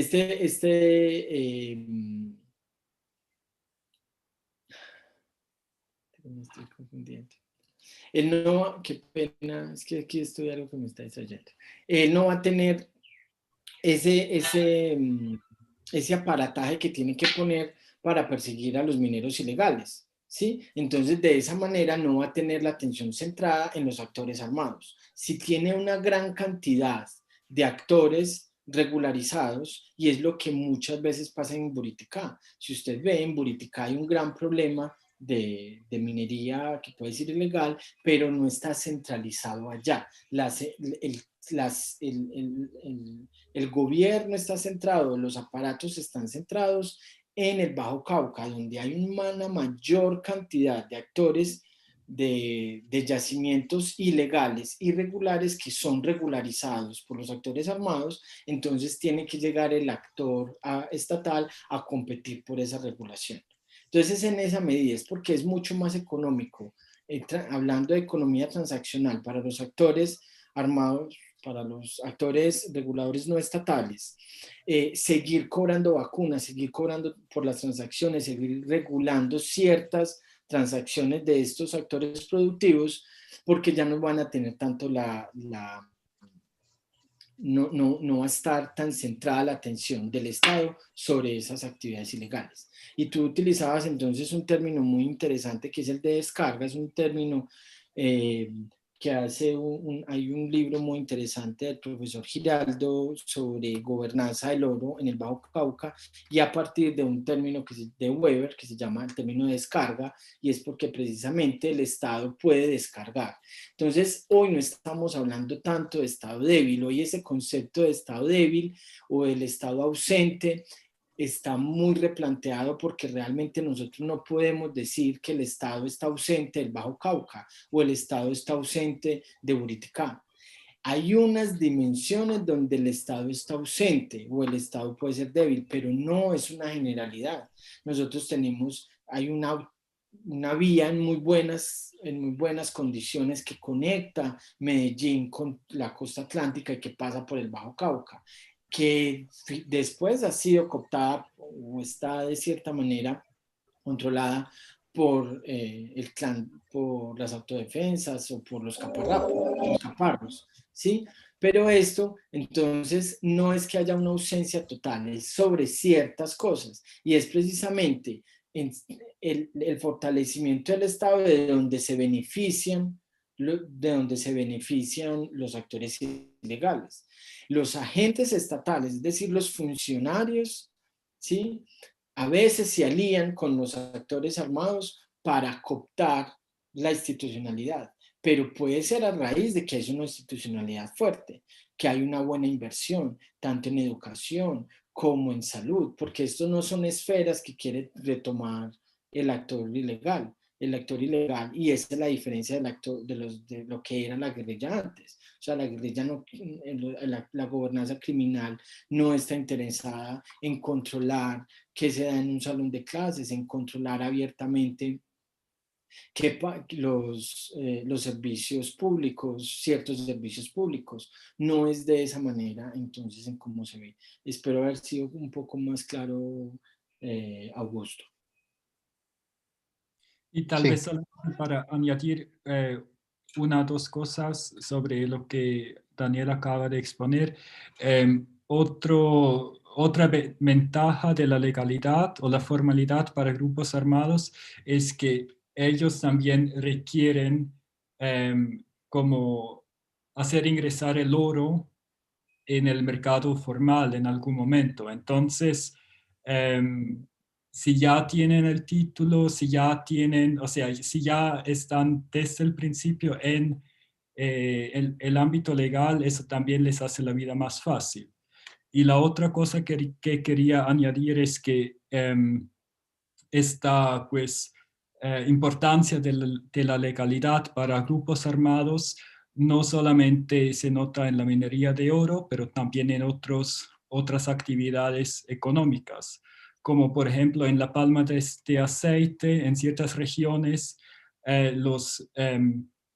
hay muchos estudios de Teobaldi, por ejemplo, que demuestran cómo los grupos paramilitares, sobre todo, interactuaban con pues, agentes estatales para legalizar su título, para pues, hacer estas plantaciones de palma, y que esto, un poco parecido a la minería, también pasó dentro del marco legal que dio pues, prioridad a esas largas, pues a esas plantaciones de gran escala. Entonces creo que ahí hay como una dinámica interesante. Exactamente. Quiero Uno de los Augusto, participantes, por claro, ejemplo, uno de los participantes, por ejemplo, hablaba del tema de que ilegalidad es diferente a ilicitud. En eso estamos de acuerdo. Entonces partamos de lo primero, que es descriminalizar el concepto de minería ilegal. Pero ¿qué es lo que sucede en el tema del Bajo Cauca y en el Nordeste? ¿Dónde se criminaliza la actividad minera? Se criminaliza en el sentido de que en las zonas en donde se está haciendo minería ilegal son zonas de control de actores armados, quienes de cierta forma hacen una transacción en el tema de cobrar, por ejemplo, unas vacunas por utilizar el territorio en donde están haciendo la explotación. Entonces es a partir de donde se toma el concepto de minería ilegal criminalizada, porque es donde estos recursos entran a ser parte de la financiación de la mayoría de estos actores armados. Yo creo que es difícil pontificar en cuanto a soluciones que puedan llevar a una resolución de ese tipo de conflictos que llevan décadas, la subregión del Bajo Cauca y del Nordeste. Y por eso, apuntando al tema de la formalización, es que se hacen este tipo de investigaciones, para que sea el Estado quien tome la mayoría de acción para frenar este tipo de desmedro de la actividad social. Exacto, Sergio. Yo quiero, hay quizás una última pregunta o participación. Hay una persona que está hablando en el chat, Fedor Pumarejo, y habla de algo que es muy interesante, y es porque él llama la atención sobre, y es algo que yo mencionaba antes, y es en las oficinas, tanto en Caucasia, como en el Bagre, como en Tarazá, como en Buriticá, hay oficinas que son de minería, que son de personas muy especializadas. Por eso yo decía, en la Secretaría de Minas, yo personalmente me he entrevistado con personas que se mantienen en terreno y que van a saber muchísimo, que ellos sí van a saber cómo es el proceso de regulación de los actores criminales de la minería. Sí, mi punto de vista es sobre el enfoque global de la política. Es decir, todo el personal que está designado por el gobierno central para trabajar sobre el terreno, ¿sí? Tiene unos objetivos muy claros, y esos objetivos son preservar la regulación estatal, o sea, la regulación del Estado, y ese Estado tiene una regulación, desde mi punto de vista, centralista. Por eso que yo mencionaba ahora, porque está diseñada para los grandes capitales, ¿sí? Para eso está diseñada, para la protección básicamente de los grandes capitales, que le permitan al Estado, como, repito, esto no tiene tinte político, es simplemente una lógica, le va a permitir al Estado una economía transaccional en el control sobre la minería en las regiones, ¿sí? Es mucho más fácil para el Estado controlar que poner un aparataje muchísimo más grande del que tiene hoy. Si hoy tiene un aparataje grande, imagínense en el momento en que vuelque su atención a que no sea solamente unos actores y hay que respetarlo de los otros, sino que sea una de pequeños mineros, una lógica de pequeños mineros. Eso es muchísimo más complejo. Entonces es desde ese punto de vista. Y claro, hay mucha especialización y mucho trabajo que se hace desde las minerías, pero cuando en la lógica estatal global es muy centralista desde mi punto de vista. Don Carlos iba a hacer otra pregunta, y luego Pablo. Pablo Zeta también.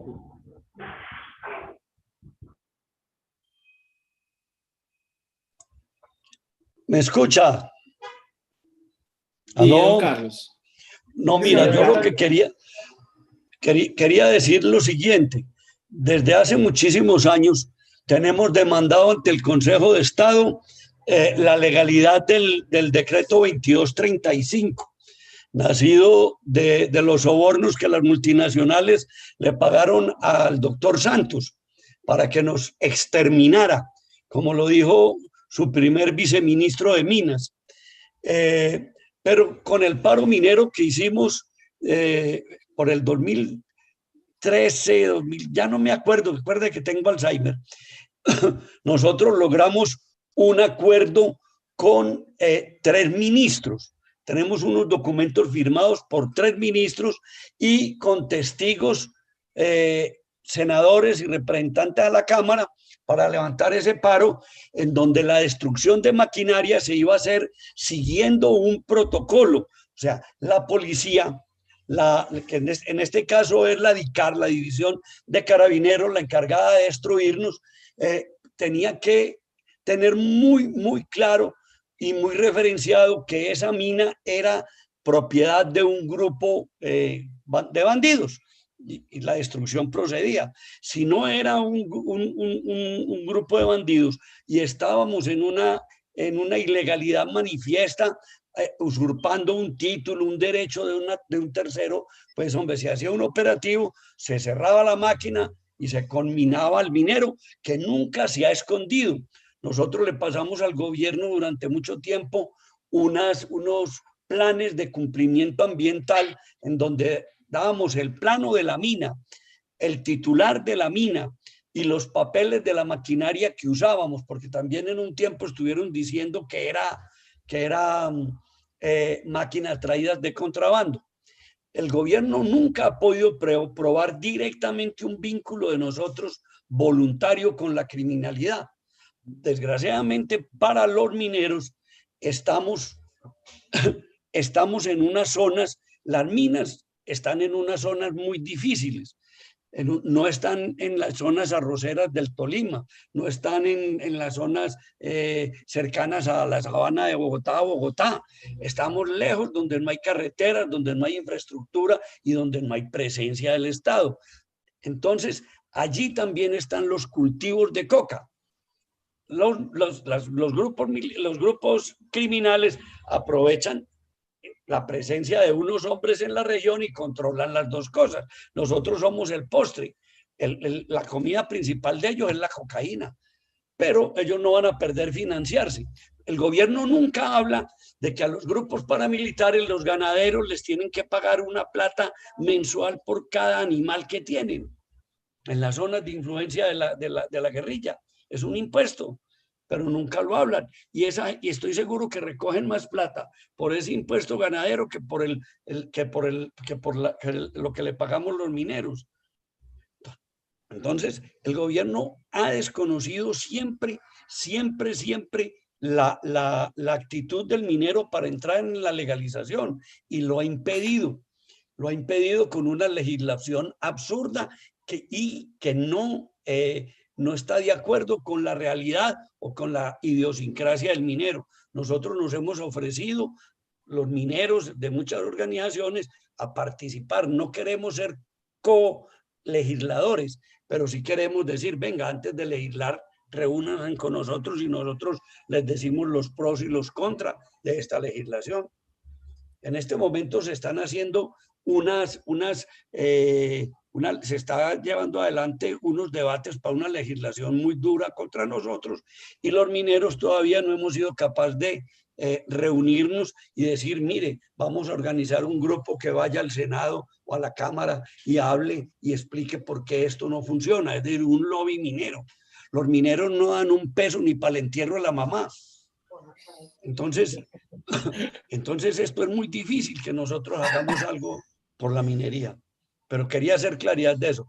El 2235 es hijo de la ley 1450 del artículo 106 y el gobierno anterior y este gobierno maliciosamente no han querido legislar sobre el 106, que obliga al gobierno a separarnos de los criminales. ¿Cómo? Pues ellos verán o nosotros les explicamos, pero no lo han querido hacer.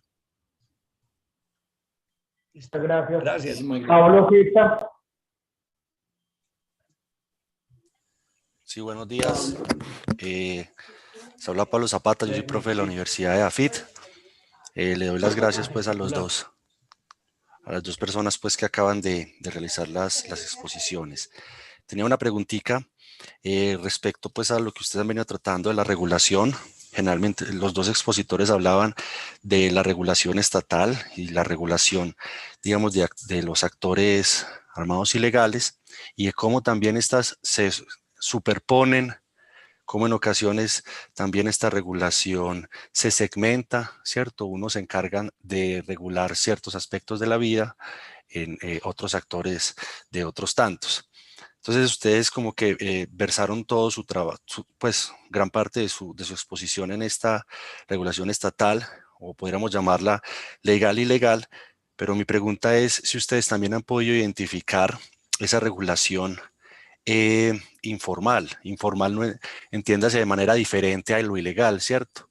Como la forma mediante la cual las comunidades, también en ausencia de una infraestructura estatal sólida, pero también en ocasiones cuando los grupos armados no generan una presión muy fuerte, ellas mismas también generan unos acuerdos para gestionar el tipo de recursos. Caso puntual, conozco el caso de, por ejemplo, la gestión de los bosques de la serranía de San Lucas, ¿cierto? Entendidos como bienes comunes, que es donde más claro se ve este tipo de regulación o acuerdos de las comunidades. Entonces mi pregunta es si en la investigación que han llevado a cabo ustedes han podido identificar esa regulación por parte de la comunidad que se organiza y tiene capacidades, aprendizajes, y puede tratar de sortear ella misma mediante acuerdos y sanciones impuestas propiamente asuntos relacionados con la minería. Entonces, me gustaría saber si también a la par de esa regulación entonces legal y ilegal, bien, han podido trabajar esos atributos relacionados más con la comunidad y con la capacidad que tienen también de establecer acuerdos para gestionar los recursos. Muchas gracias. Gracias, profesor. Cristóbal. Sí, muchas gracias por esta pregunta. Realmente, sí, es una pregunta muy importante y creo que también antes de intentar responder, desde mi punto de vista también es importante pues problematizar un poco esta diferenciación entre lo legal y lo ilegal, porque muchas veces, como Daniel expuso también, es que es como que hay muchos enlaces. Entonces, creo que parte de lo que está pasando y parte también de lo que estamos hablando hoy es sobre la clarificación de estas categorías, qué es legal, qué es ilegal, qué es criminal, etcétera. Y esta es una dinámica supremamente política, como acabamos de escuchar ya hoy durante esa reunión. Es como que, ¿qué es realmente la minería legítima? Y en realidad, aunque haya, pues, o aunque hayamos hecho esta diferenciación entre lo legal y lo ilegal, en la vida real yo diría que es mucho más complejo que eso. Y sobre su pregunta sobre más como pues maneras comunitarias de organizarse. Esto, en mi caso, no ha sido mi enfoque de investigación, pero lo que sí he notado es como hay varias organizaciones locales que quieren hacer incidencia sobre la legitimidad de la pequeña minería informal. En Segovia existen organizaciones que representan pues, los intereses políticos y económicos de los mineros no formalizados. Existen organizaciones para chatarreras, existen otras organizaciones más. Entonces, esta es como una manera como se puede llegar a, tal vez no necesariamente a acuerdos, pero sí a más como injerencia política. Y la otra cosa es que también hay que diferenciar un poco cuál es el tipo de minería que se lleva a cabo y también qué tipo de mina es, porque lo que me han comentado es que si la mina es lo que llaman pobre, entonces no es muy rentable, entonces la probabilidad que haya injerencia de grupos armados es mucho menor, mientras que si es una mina rica, o sea, rentable, entonces ahí llegan los actores, y esos actores pueden ser de grupos armados, pueden ser del municipio, pueden ser de donde sea básicamente. Entonces, y eso después restringe las posibilidades de autoorganización para las comunidades, diría yo. Pero como dije antes, esto no ha sido el enfoque de mi investigación. Gracias, Christoph y profesor Zapata. Sí, su pregunta me hace pensar mucho en algo. Yo me centré después de los primeros inicios de la investigación, después me centré solo en la gobernanza criminal. Pero pensando en lo que usted me decía, en lo que usted preguntaba, pienso que la minería es una actividad altamente regulada. Si vamos a tener en cuenta la regulación de los actores no estatales y de los reguladores estatales. Es decir, los actores productivos especialmente, y muy focalizado en las asociaciones, ellos son muy asociados, tienen diferentes asociaciones mineras, etcétera, han establecido una serie de reglas desde el punto de vista institucionalista que generalmente son cumplidas, ¿sí? Y como son comunidades, aunque estén muy dispersas en el territorio, pueden considerarse unas comunidades cerradas, entonces de esta manera ellos son, sobre todo en el Bajo Cauca, tienen mucha regulación. Yo no la he estudiado en especial, pero sí puedo decirle que ahí hay mucho que se puede observar. Y es precisamente lo que sucede con la Operación Creta en Buriticá. Claro, ellos no estaba regulada y por los actores no estatales no violentos, por decirlo de alguna manera, ¿sí? No estaba regulada y por eso se dieron las condiciones que se dieron entre el 2012 y el 2016, porque no estaba regulada ni siquiera por actores no estatales no violentos. Esto es un concepto muy importante que se podría desarrollar y en lo que se podría encontrar mucho, inclusive entonces en la medida que estos actores no estatales no violentos han empezado a regular mucho más las actividades mineras en Buriticá, los conflictos sociales han disminuido. Ana C. Berrío. Hola, buenas tardes. Pues mi nombre es Ana Cristina Berrío. Yo tengo una empresa que se llama De la Mano, precisamente lo que pues somos joyeros, ¿cierto? Estamos trabajando pues como por el papel cultural de la joyería en el país. Y el año pasado tuve precisamente la oportunidad de atender 2 grupos en Segovia de joyeros, entre los que están las chatarreras que acaba de mencionar Christoph. Pues me parece importante dejar en un espacio como estos también visibilizado nuestro sector, porque aparte de que carecemos de una legislación que nos regule, estamos afectados por la falta de legalidad en el sector minero, ya que no tenemos mecanismos de acceso pues ni siquiera a entidades financieras, precisamente por la falta de certificación de origen del metal. Entonces, también vemos cómo estos grupos de joyeras, porque son en mayoría mujeres, en Segovia, por ejemplo, se vuelven mano de obra de estos grupos pues ilegales, ¿cierto? Entonces, es importante para nosotros, ahora la Gobernación de Antioquia está planteando reactivar el programa Joyeros de Antioquia y es crítico para nosotros la falta de acceso al metal legal. Entonces no tenemos ni siquiera los joyeros en zona, ni nosotros en las ciudades tenemos, pues en las principales ciudades tenemos cómo acceder a ese metal y por ende no tenemos cómo ser un mercado confiable a nivel internacional. Entonces, pues quisiera que, pues los voy a buscar a ambos, Daniel, para tratar pues como de meternos por algún lado a ver si podemos legislar de alguna forma sobre la joyería. Sí, eso es demasiado interesante. Tengo otro aporte también, que es un problema que surgió también por esto en Santa Fe de Antioquia. En el año 2019, Artesanías de Colombia estuvo precisamente, qué pena el ruido, intentando darle la certificación de origen a la filigrana de Santa Fe de Antioquia. No se pudo hacer porque hay una compraventa que está interfiriendo entre la compra de los joyeros y los barequeros, pues en la transacción del metal. Entonces, eso también es, obviamente yo no sé qué pasa con esa compraventa, pero no se le pudo dar la denominación de origen a la filigrana de Santa Fe de Antioquia, y eso afectó, pues porque no se va a poder comercializar a un mejor precio o hacerla más visible, por lo menos a nivel nacional.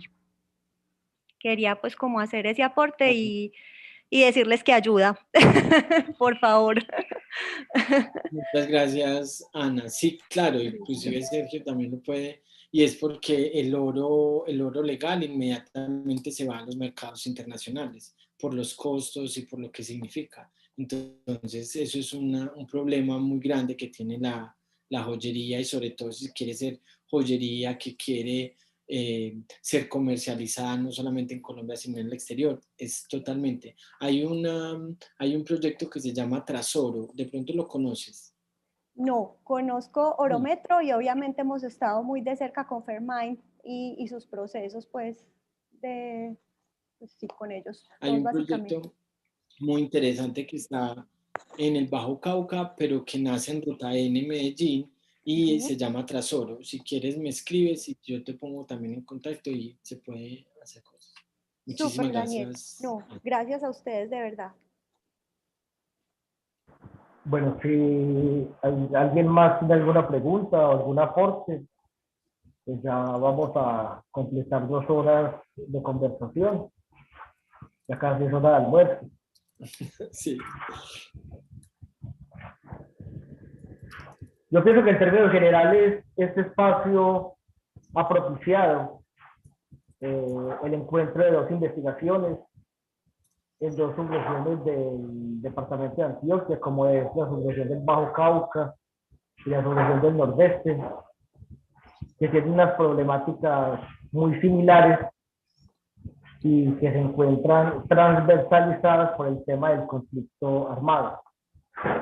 Al iniciar esta conversación, hablaba Daniel del tema del proceso de movilización. Cuando en el 2016 se ve el tránsito de la desmovilización de las FARC, se pensaba que el Estado iba a copar esas zonas grises que habían sido dejadas por las FARC. Pero lamentablemente lo que ocurrió fue que se vivió la misma situación del 2006 cuando se dio el proceso de desmovilización de Ralito, en donde el Estado llegó tarde. Y llegó tarde precisamente cuando otros actores criminales habían hecho el copamiento de estos sectores. Es difícil de que un proceso de paz y un acuerdo de paz con una paz estable y duradera en este momento, prácticamente esos esfuerzos se van perdiendo, pero es precisamente desde estos ejercicios de la academia, desde donde problematizarse estas situaciones,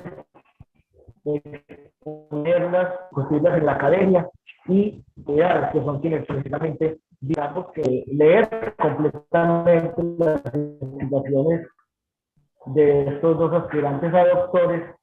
Les agradecemos mucho su participación. Este video quedará colgado en YouTube para que otras personas puedan verlos, y les agradecemos mucho a todos su participación. Muchísimas gracias. Muchas gracias a todas. Feliz día. Muchísimas gracias a todos por acompañarnos.